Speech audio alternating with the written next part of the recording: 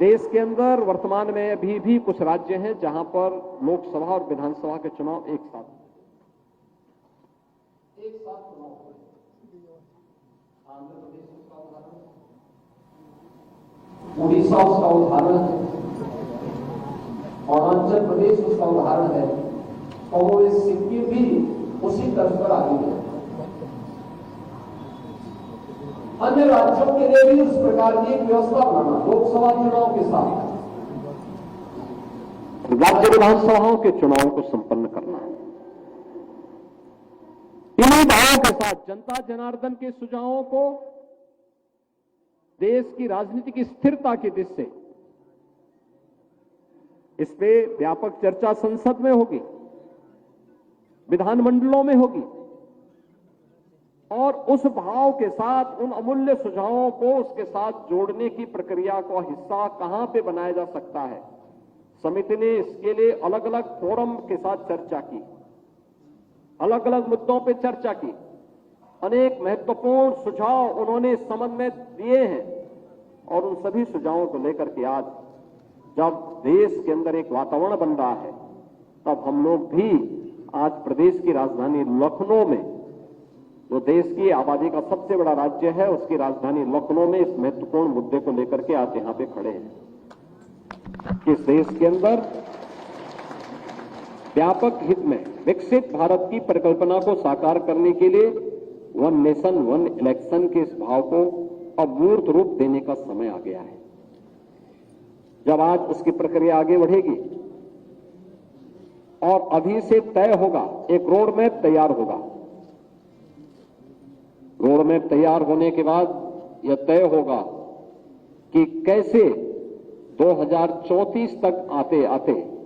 जब लोकसभा का इलेक्शन 2034 में होगा, जनरल इलेक्शन 2034 में होगा, उस दौरान कुछ विधानमंडलों के विधानसभाओं के किसी का कार्यकाल बढ़ाना पड़ेगा, किसी का घटाना पड़ेगा, और उस भाव के साथ एक साथ पूरे देश के अंदर वन नेशन वन इलेक्शन मूर्त रूप ले सके, उसके लिए एक व्यापक जनमत को जागरूक करने के लिए हम सब आज यहां पर एकत्र हुए हैं। आप सोचिए, जो काम लोकसभा और विधानसभा का चुनाव एक साथ होकर के जितना पैसा बचाया जा सकता है,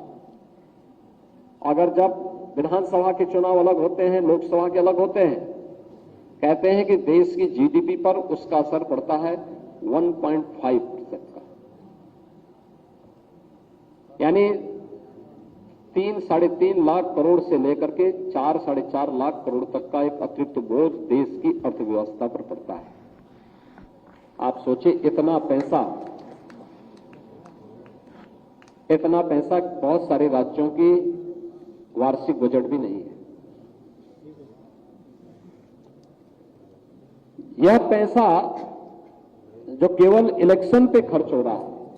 या जिसके कारण अर्थव्यवस्था पर प्रभाव पड़ रहा है, इस 3.5 से लेकर के 4.5 लाख करोड़ की धनराशि जो चुनाव पे खर्च होता है या जिसके कारण विकास बाधित होता है और अर्थव्यवस्था प्रभावित होती है, अगर यह अर्थव्यवस्था का हिस्सा बना रहे, विकास के कार्य सुचारू रूप से आगे बढ़ेंगे, तो अर्थव्यवस्था को सुदृढ़ करने में कोई कठिनाई नहीं, वो तेजी के साथ आगे बढ़ेगी। इस पैसे का उपयोग विकास के कार्यों के लिए किया जा सकता है और स्थिरता का दौर समाप्त होगा। याद रखना, इन मुद्दों पर वे लोग प्रखरता के साथ सामने आ सकते हैं जिनके लिए राष्ट्र प्रथम है, जिनके लिए स्वयं का स्वार्थ ही प्रथम भाव रखता है। उन लोगों के लिए मुद्दे कोई मायने नहीं रखेंगे, लेकिन जिनके लिए देश ही सर्वोपरि है,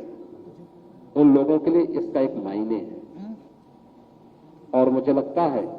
हर भारतवासी इस मुद्दे का समर्थन करेगा, क्योंकि वह भी नहीं चाहता कि बार बार इलेक्शन से उसका विकास बाधित हो, बार बार इलेक्शन से लोक कल्याणकारी योजनाएं बाधित हो और स्थिरता का दौर गुजरे, फिर से वापस आए, इस प्रकार का कोई नहीं चाहता।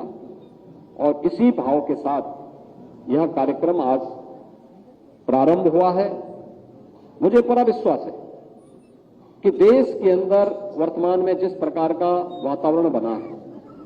आप में से किसी से छुपा हुआ नहीं,